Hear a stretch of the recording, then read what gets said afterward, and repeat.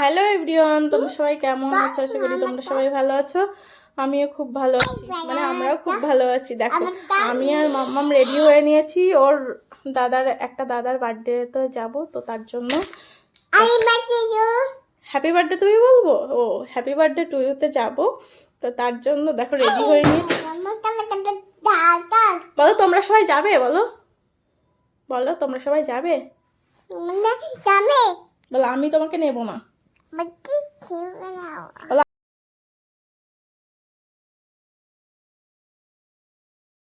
মাম্মামকে বলছি, মাম্মাম তাড়াতাড়ি চলো, দাদার বার্থডে শেষ হয়ে গেল। মাম্মাম দেখো এদিকে আবার লিপস্টিক হাতে পেয়ে দেখো আমাকে আবার পরিয়ে দিচ্ছে। এত পাকা বুড়ি, আবার দেখিয়ে দিচ্ছে যে কিভাবে লিপস্টিক পরতে হয়।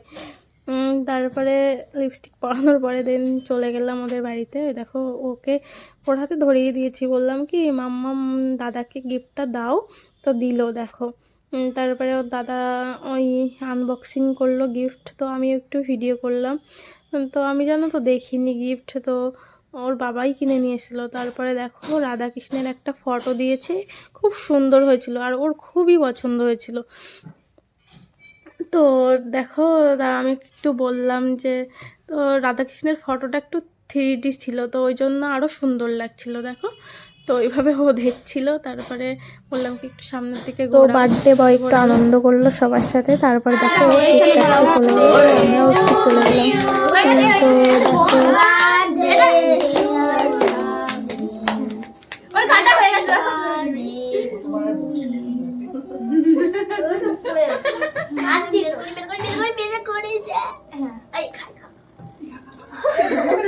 তো তারপরে চলে গেছি সবাই খেতে। তো দেখো খেতেও বসে গেছিল, তো কেক দিয়েছিল প্রথমে, আরও অনেক কিছুই দিয়েছিল। তো মাম্মাম একটু দুষ্টুমি করছিল, তো তারপরে কটা ফটো তুলে চলে এসেছিলাম বাড়িতে। তো